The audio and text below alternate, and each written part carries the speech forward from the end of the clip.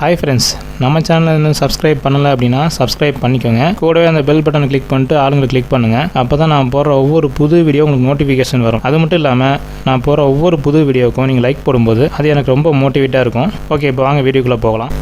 Hi friends, இந்த வீடியோவில் இப்போ என்ன பார்க்க போகிறோம் அப்படின்னா, Mturk பார்த்திங்கன்னா டேஷ்போர்டு எந்த பேஜ் போனாலும் சரி நமக்கு ஒயிட் பேஜாக இருக்கனால ரொம்ப நேரம் நம்ம பார்த்துட்டு இருக்கும்போது கண் எரிச்சலாக இருக்கும். இந்த ஒயிட் ஸ்க்ரீன் பார்த்திங்கன்னா பிரைட்னஸ்ஸு, மானிட்டரோட பிரைட்னஸ்ஸு, அப்புறம் இதோட பேஜோடைய ஒயிட்னஸ் இதெல்லாம் சேர்த்து நம்ம கண்ணை பாதிக்குது. இதை நம்ம டார்க் மோடில் வைக்கிறதுக்கு என்ன பண்ணுவோம் அப்படின்னா, எம்டிஎஸ் யூஸ் பண்ணுறவங்க என்ன பண்ணுவாங்கன்னா, அந்த டார்க் மோடு அதுலேயே இருக்கும். நம்ம ஸ்கிரிப்டில் தனியாக நம்ம ரன் பண்ணிகிட்டு இருக்கும்போது நிறையா பேஜ் சைஸ் பார்த்திங்கன்னா ஜாஸ்தியாக இருக்கும். அப்போ உங்களுக்கு லோட் அதிகமாகி பேஜ் லோட் ஆகிறது ரொம்ப ஸ்லோவாயிரும். இந்த மாதிரி ஸ்லோ ஆகிறத தடுக்கிறதுக்காகவும் ஒரு சின்ன எக்ஸ்டென்ஷன் தான் க்ரோம் எக்ஸ்டென்ஷனு. இதை நம்ம யூஸ் பண்ணுறது மூலிமா நமக்கு Mturk பேஜ் மட்டும் இல்லாமல் எல்லா வெப்சைட்டையும் நம்ம டார்க் மோடில் மாற்ற முடியும். சில வெப்சைட்டில் டார்க் மோடு ஆல்ரெடி அதிலே கொடுத்துருப்பாங்க. ஒருவேளை அந்த மாதிரி டார்க் ஆப்ஷன் கொடுக்காத வெப்சைட் எதாவது இருந்துச்சு அப்படின்னா அதுக்கு இந்த எக்ஸ்டென்ஷனை நான் யூஸ் பண்ணிக்கலாம். இப்போ பார்த்திங்கன்னா இந்த டேஷ்போர்டில் நமக்கு ஒயிட் கலரில் தான் நமக்கு டிஃபால்ட்டாக இருக்கும்.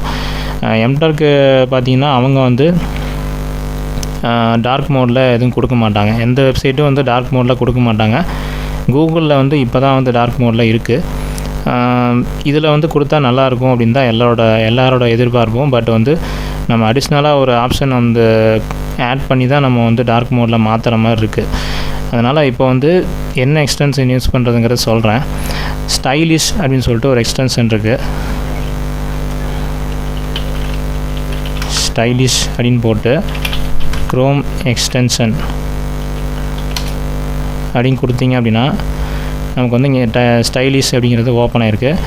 இதை இதிலே போட்டிருக்காங்க பாருங்கள், கஸ்டம் தீம்ஸ் ஃபார் எனி வெப்சைட்டுன்னு போட்டிருக்காங்க. ஆல்ரெடி பார்த்தீங்கன்னா 17,000 ரிவ்யூஸ், நல்ல ரிவ்யூஸ் தான் கொடுத்துருக்காங்க.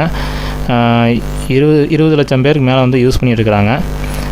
இதோட சைஸ் பார்த்தீங்க அப்படின்னா 1 MB கம்மியாக தான் இருக்கும். ஒன்றும் ப்ராப்ளம் இல்லை.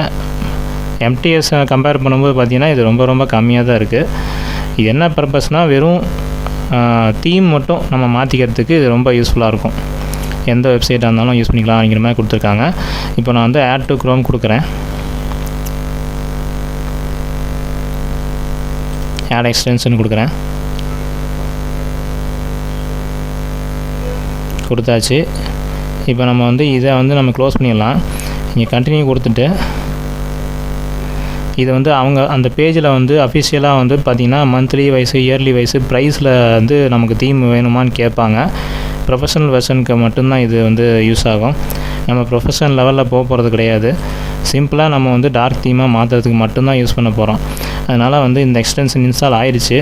ஆனதுக்கப்புறம் பார்த்திங்கன்னா இந்த பின் பண்ணிவிட்டு நம்ம டிஸ்பிளேயில் கொண்டு வந்துக்கலாம். இங்கே ஒரு ஐக்கான் வந்திருக்கு பாருங்கள். இதை கிளிக் பண்ணிவிட்டு இந்த இதுக்கு பார்த்திங்கன்னா 2 தீம் கொடுத்துருக்காங்க. ஃபஸ்ட்டு 2 தீம் பார்த்திங்கன்னா நல்லாயிருக்கு. ப்ளூ கலர் தீம் ஒன்று இருக்குது. இது பிளாக் இருக்குது. ஓகேங்களா? இப்போ நம்ம பிளாக் ஆட் பண்ணிக்குவோம். ஆட் ஸ்டைல் கொடுத்துவோம். இப்போ நீங்கள் கொடுத்தோன்னே என்ன ஆகும்னா அது அப்படியே பிளாக்கில் மாறிக்கும். ப்ளூவில் வேணும்னாலும் ப்ளூவில் மாற்றிக்கலாம். ஆட் ஸ்டைல் கொடுத்தீங்கன்னா மறுபடியும் ப்ளூவில் மாறிக்கும். நம்ம எது வேணுமோ அதை நம்ம வச்சுக்கலாம், இல்லாட்டி எடுத்து விட்டுடலாம்.